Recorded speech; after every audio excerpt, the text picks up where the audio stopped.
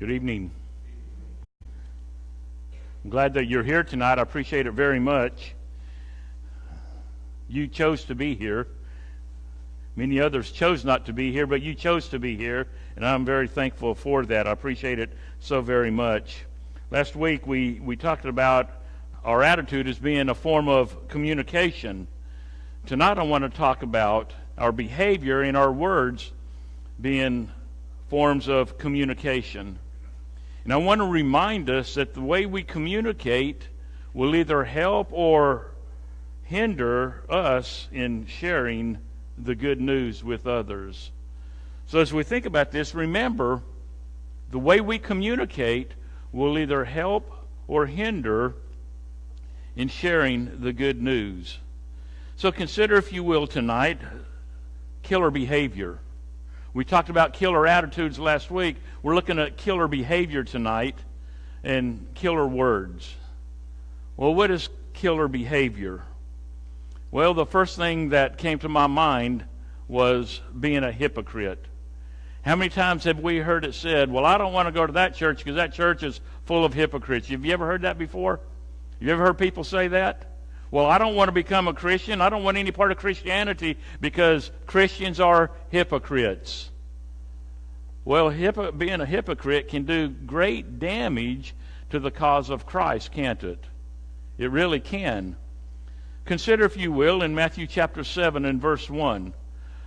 These are behaviors that we must avoid. In Matthew chapter 7 verse 1, do not judge so that you will not be judged. For in the way you judge, you will be judged. And by your standard of measure, it will be measured to you. Why do you look at the speck that is in your brother's eye, and you do not notice the log that is in your own eye? Or how can you say to your brother, let me take the speck out of your eye, and behold, the log is in your eye? You hypocrite! First take the log out of your own eye, and then you see clearly to take the speck out of your brother's eye. Now, apparently Jesus was using a little bit of humor here in teaching the importance of hypocrisy. Imagine for a moment that somebody comes up to you. Imagine a brother comes up to you, or even a non-Christian friend comes up to you. And there's this huge plank sticking out of his eye. And he's trying to look at the speck that's in your eye. Or in reverse, imagine that you have a long plank in your eye, and you're trying to tell a brother to take the speck out of your eye, out of his eye. How are you going to get close enough to be able to tell if there's a speck in his or her eye in the first place? And so Jesus apparently was using a little bit of humor in teaching the importance of not judging and being a hypocrite, telling one to straighten out his own life or her life when you have enough issues and problems in your own life. Don't be a hypocrite. In Luke chapter 13, starting in verse 10, and he was teaching in one of the synagogues on the Sabbath. And there was a woman who for 18 years had a sickness caused by a spirit, and she was bent double and could not straighten up at all. What a horrible, horrible sickness that must have been. Being bent double and not being able to straighten up at all. And she's been dealing with this for 18 years. And when Jesus saw her, now keep in mind that this is in the synagogue and it is on the Sabbath. Keep this in mind. And so when Jesus saw her, he called her over and he said to her, woman, you are freed from your sickness. And he laid his hands on her, and immediately she was made erect again and began glorifying God. Notice that Jesus laid his hands on her, and he said to her, you're freed from your sickness, and immediately she was made erect. It wasn't over a period of a week. It wasn't over a period of a month. In fact, it wasn't over a period of 2 or 3 years. But it was immediately that she was made erect. That is the power of God. That is the power of Jesus. That is the power of miracles. Immediately this happened. She was made erect. And notice it says, that he laid his hands on her, and immediately she was made erect again and began glorifying God. She was glorifying God, giving God all the praise, the honor, and the glory for what had happened to her. But the synagogue official, indignant because Jesus had healed on the Sabbath, rather than him being joyful for what had happened to this woman, he is indignant because this happened on the Sabbath. Now you would think that he probably knew this woman, and he probably knew her from the time she became sick until now, that he would be happy for her being healed. Don't we react that way when we get the good news that somebody's been made well? Aren't we happy, and don't we rejoice with the one who has been made well? We do, don't we? And rightly so. And so here's the synagogue official who should have been doing the same thing, but instead, what does he do? It says that he becomes indignant because Jesus had healed on the Sabbath, and he began saying to the crowd in response, "There are 6 days in which work should be done, so come during them and get healed, and not on the Sabbath day." Really? You're going to say that? Woman who's been sick for 18 years, she's now made well, and you're going to do that? The Lord said to him, "You hypocrites! Does not each one of you on the Sabbath untie his ox or his donkey from the stall and lead him away to water? And this woman, a daughter of Abraham as she is, whom Satan has bound for 18 long years, should she not have been released from this bond on the Sabbath day?" Notice he's pointing out their hypocrisy. They place more valuable on their livestock than they do on a fellow human being. They see their livestock as being more important than their fellow human being. They would rather help their livestock than to see this woman healed. Hypocrisy. How in the world can you give more care to an animal than you can a fellow human being? Oh, by the way, that happens today too, doesn't it? You hear a lot of people who get outraged, who become outraged if something happens to an animal, but you don't hear that same outrage when there's been harm done to a human being. For example, we live in an area where there are sea turtles, right? Sea turtles. You don't mess with sea turtles. You don't mess with manatees. If you touch manatees, you may even be arrested. You can't touch the manatees. But that same care isn't given to fellow human beings by those activists. They'd rather care for animals than they would fellow human beings. Same thing was happening back then. And so, as he said this in verse 17, all his opponents were being humiliated, and the entire crowd was rejoicing over all the glorious things being done by him. We need to rejoice and we need to be happy when good fortune happens to one of our own. In Matthew chapter 23, starting in verse 1, Jesus spoke to the crowds and to his disciples, saying, "The scribes and the Pharisees have seated themselves in the chair of Moses. Therefore all that they tell you, do and observe, but do not do according to their deeds. For they say things and do not do them." So the point is, in all of Matthew 23, Jesus is calling out the hypocrisy of the Pharisees. They were saying, do as I say, do as I say, but don't do as I do. Do as I say. You need to do what I'm telling you, but don't be like me. Don't practice me. Just do what I say. Jesus calls out their hypocrisy, and it reminds us that we want to make sure that we do not act like the Pharisees. Because if we act like the Pharisees, then we're going to have a very difficult time in trying to lead others to the Lord. He concludes in verse 12 of chapter 23. He says, "Whoever exalts himself shall be humbled, but whoever humbles himself shall be exalted."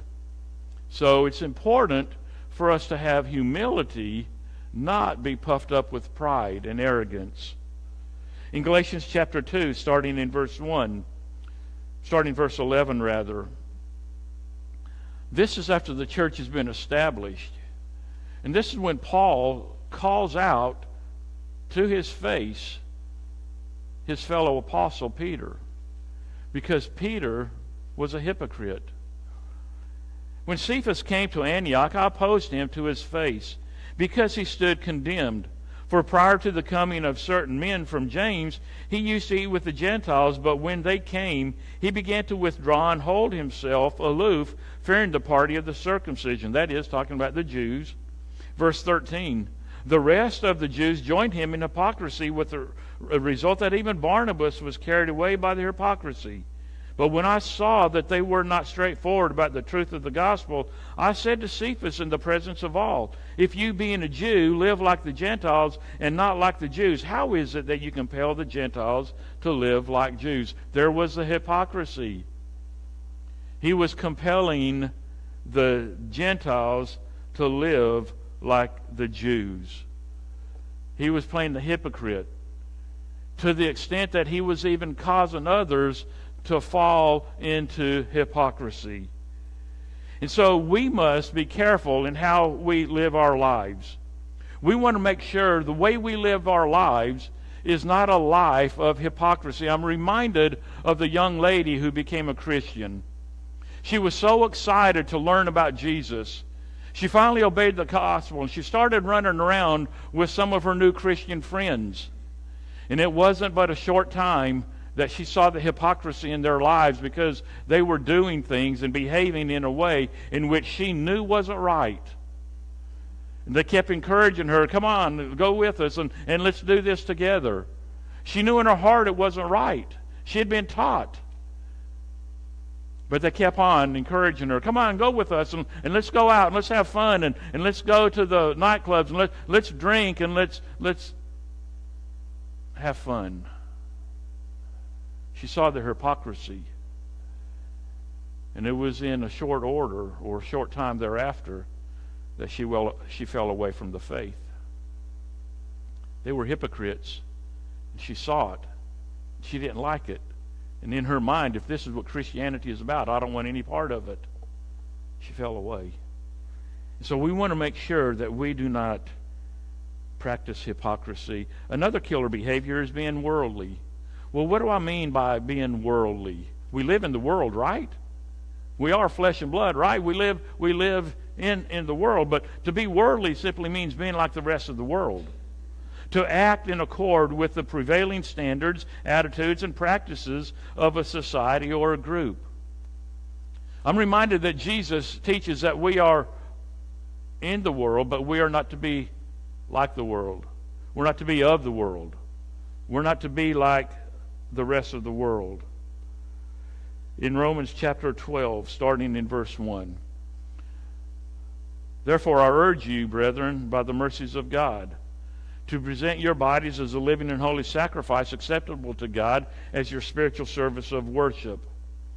Then he says in verse 2, and do not be conformed to the world, but be transformed by the renewing of your mind, so that you may prove what the will of God is, that which is good, acceptable, and perfect. So notice that he is saying, don't be conformed to the world. Don't become like the rest of the world. Don't act like the rest of the world. Don't become a conformist, but you need to be transformed. You need to transform your life. You need to be changed. You need to undergo a metamorphosis. You need to undergo a change to where you're no longer like the rest of the world. He says, be transformed by the renewing of your mind. If we want to live the transformed life, then we need to renew our mind. We need to be in the Word of God. We need to be in prayer and asking God to change our hearts, and asking God to give us the strength to live for Him and read His Word, that we become stronger and stronger to do just that. Don't be conformed, but be transformed. Undergo that metamorphosis. Undergo that change. In 1 Peter chapter 4, verses 1 through 5. And by the way, if a person knows that you're a Christian, and they see you living the way they live, if they can't tell any difference in you than their worldly friends, you're not going to be very successful. We're not going to be very successful in trying to lead him or her to Christ. In 1 Peter chapter 4, verses 1 through 5. Therefore, since Christ has suffered in the flesh, arm yourselves also with the same purpose, because he who has suffered in the flesh has ceased from sin. Now look what he says, starting in verse 2. So as to live the rest of the time in the flesh, no longer for the lusts of men, but for the will of God. You see, that's what we begin doing when we become Christians. But if our lives aren't changing after we become Christians, people are going to notice that. Especially of those who we have a friendship with, association with, a relationship with. Verse 3. For the time already past is sufficient for you. He's talking about your former manner of life. He's talking about my former manner of life. He says that the time already past is sufficient for you to have carried out the desires of the Gentiles. He said, look at your past. Look at your past life.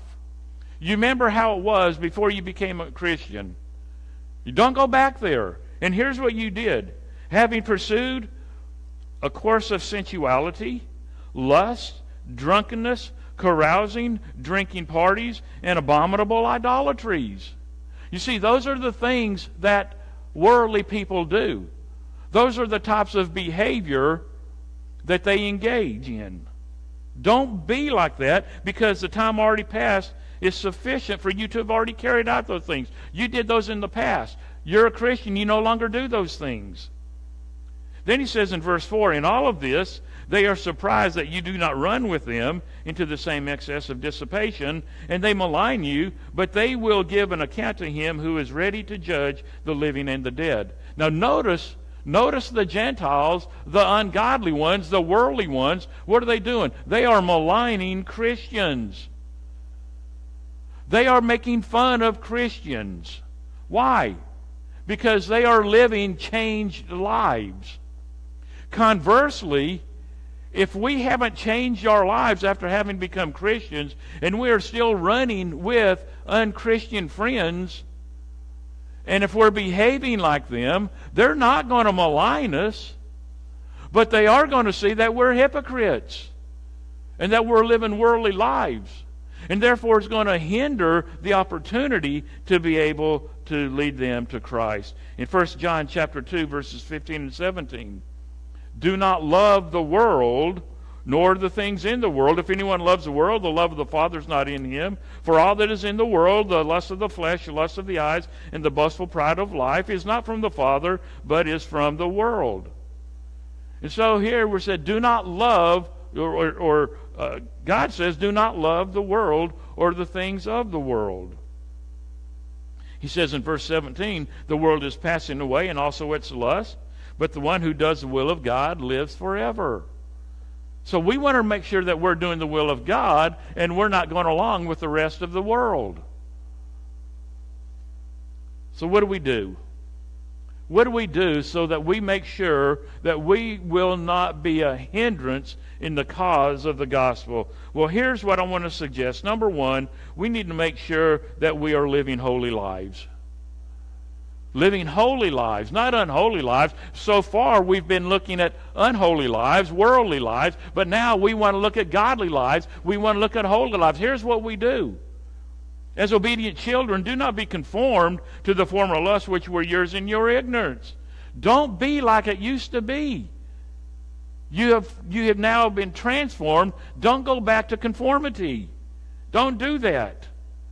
Verse 15. But like the Holy One who called you, be holy yourselves in all of your behavior, because it is written, you shall be holy, for I am holy. You see, that's the lives that we are to live. We are to live holy lives. We are to be holy in all of our behavior. Why?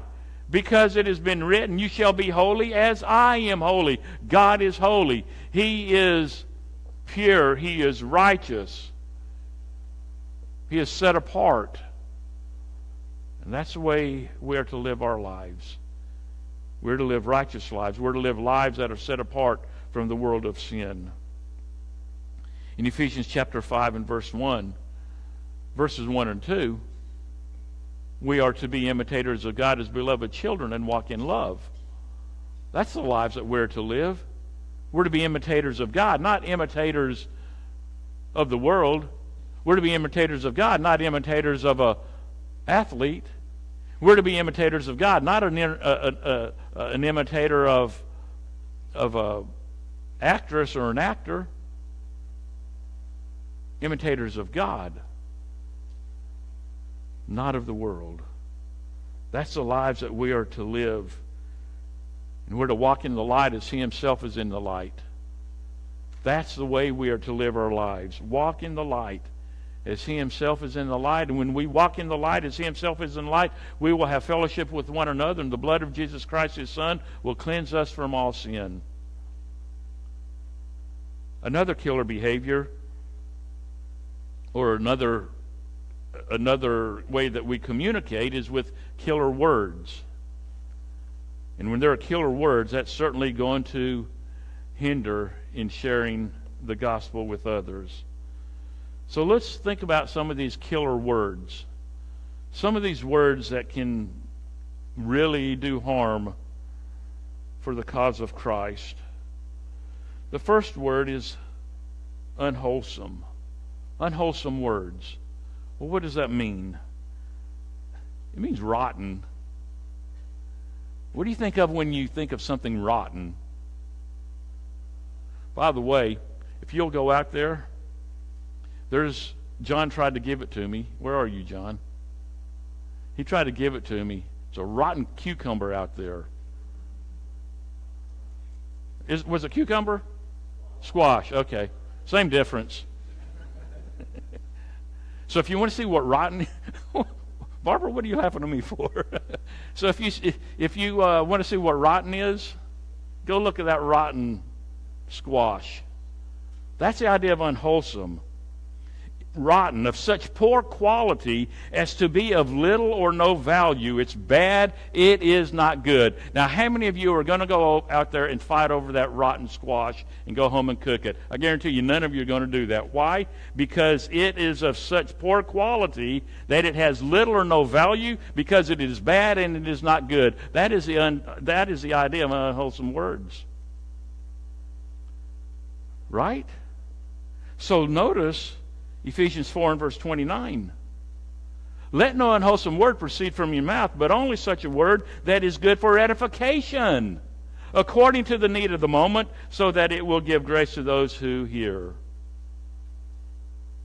Now, if we have unwholesome words coming out of our mouth, if we have unwholesome words, rotten words, words that are so rotten that there's of no value, if we have words that are just bad and no good, how are we going to have influence on those that we're around? And so we avoid unwholesome words, but only words that are good for edification. As I said this morning, and as I've said in the past, we need to edify, we need to build up, not tear down. Build up, edify, not tear down. And so we must avoid unwholesome words. Secondly, we must avoid tasteless words. Well, what does that mean, tasteless words? Well, it's lacking in politeness. It's lacking in tact. Tasteless words are insensitive. So Colossians chapter 4 and verse 6. Let your speech always be with grace, as though seasoned with salt, so that you will know how you should respond to each person. So, not only do we need to be concerned about words that edify, but we need to be concerned with our speech and our words that will be tasteful for others. That's tasteful. We don't want untasteful or tasteless words coming from our mouth. We don't want to be insensitive. We don't want to be unpolite. We don't want to be mean in any way in using these words. But not only we want to avoid tasteless words, but also gossip. Now, this is really interesting. The idea of gossip. There are three words that are translated gossip that actually have different meanings. We normally think of one form of gossip, but really there are three words that are translated as gossip that have different meanings. The word gossip means whisper. We understand that. When you gossip, you whisper, right?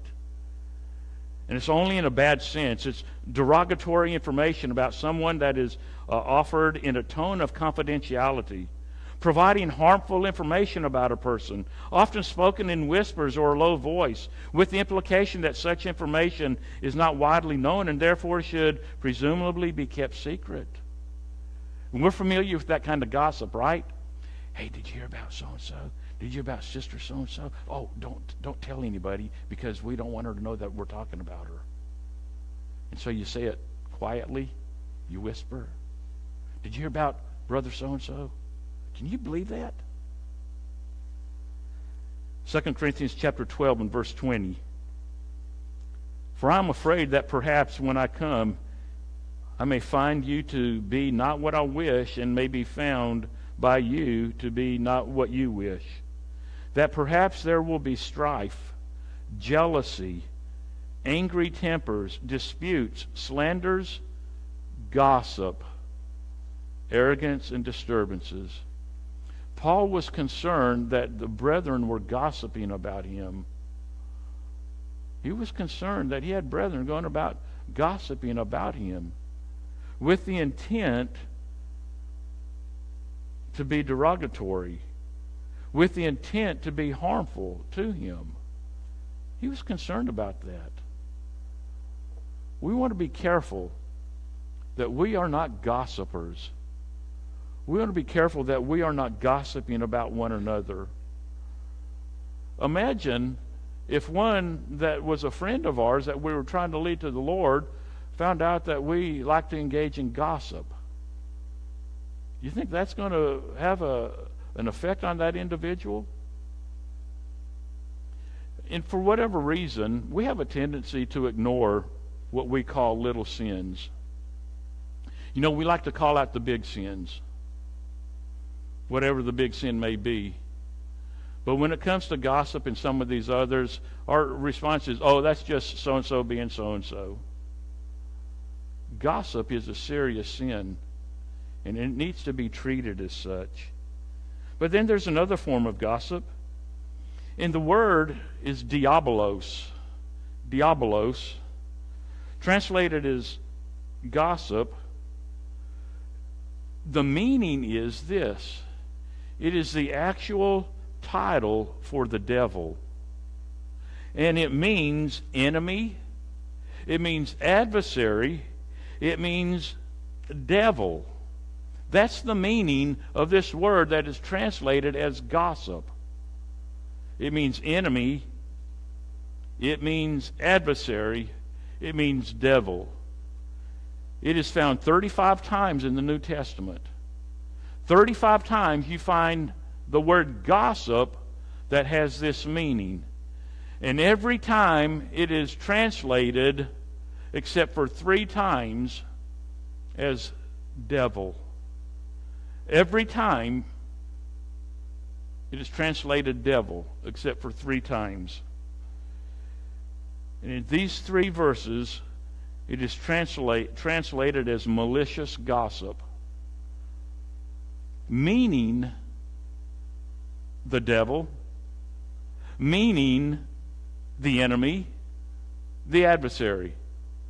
In other words, when it's translated as malicious gossip, it means you're doing the work of the devil. That's what you're doing. You're doing the work of the devil. And so consider, if you will, 1 Timothy chapter 3 and verse 11. Women must likewise be dignified, not malicious gossips, but temperate, faithful in all things. This is in the context of the qualifications for a deacon's wife, and therefore also for an elder's wife. That if a deacon's wife or an elder's wife is a malicious gossip, then that man automatically becomes disqualified as serving as an elder. So what it actually means is women must likewise be dignified, not devils, not the enemy, not the adversary, but temperate, faithful in all things. Again, you read in 2 Timothy chapter 3 and in verses 1 through 3. Just so that you know that gossips do not apply only to women. In 2 Timothy chapter 3 and verses 1 through 3, it's talking about men. And in verse 3, it says that they are unloving, they are irreconcilable, they are malicious gossips. In other words, they are devils, they are enemies, they are doing the work of the devil. In Titus chapter 2 and verse 3, older women likewise are to be reverent in their behavior, not malicious gossips, nor enslaved to much wine, teaching what is good. In other words, older women are not to be devils, or not to be like devils, or not to be doing the devil's work. Don't be a malicious gossip. And then there is another form of gossip, or another word for gossip, and this means pertaining to talking nonsense. One who talks nonsense, a babbler. Have you ever known one who just simply talks nonsense? I mean, makes no sense whatsoever. All that person does, it doesn't matter if it's a man or a woman, all they're doing is talking nonsense. They're just babbling. They're babblers. Refuse to put younger women on the list, for when they feel sensual desires in disregard of Christ, they want to get married, thus incurring condemnation because they have set aside their previous pledge. At the same time, they also learn to be idle as they go around from house to house, and not merely idle, but also gossips and busybodies, talking about things not proper to mention. And so there you can get the idea of what it means pertaining to talking about nonsense. Talking about nonsense. They're busybodies, they're babblers. Killer words that will hinder the cause of the gospel. Very quickly, another killer word we call poisonous. Poisonous words. Well, what are you talking about? Read James chapter 3 in verse 1 and following, because it talks about the tongue is so powerful that it is like poison. It is so powerful that it can destroy, and it will destroy. So the lesson is we need to guard our tongues. We need to make sure that we are guarding our tongues when we are around others, whether it's with family, whether it's with brethren, or whether it's with people at work or our neighbors. Our tongues can destroy. Poisonous words can come from our mouth that will destroy. And then words that defile. Words that defile. We read about this starting in Matthew chapter 15 and verse 10. But I want us to notice what he says. He says in verse 19, for out of the heart comes evil thoughts, murderers, adulteries, fornications, thefts, false witness, and slanders. These are the things which defile the man, but to eat with unwashed hands does not defile the man. Notice what it says. Notice these words that defile. False witness and slanders. False witness. What is a false witness? It's one who gives false testimony. It's one who is untruthful. It's one who is lying about someone or something. But not only that, then you have slanders. What does that mean? It means to speak against someone in such a way as to harm or injure his or her reputation. That is abusive speech. It is to revile, and it is to defame. And when we engage in this type of behavior, when we engage in this type of speak, we are defiling ourselves. And so these are killer words and killer behavior that we must avoid at all costs so that the gospel will not be hindered. Thank you for listening tonight. I appreciate it very much. Tonight we want to give you the opportunity to respond in any way. If you need to respond to the gospel, we encourage you to do that. If you would like for us to pray for you, if you need to repent, we encourage you to do that. Once you come while we stand and sing.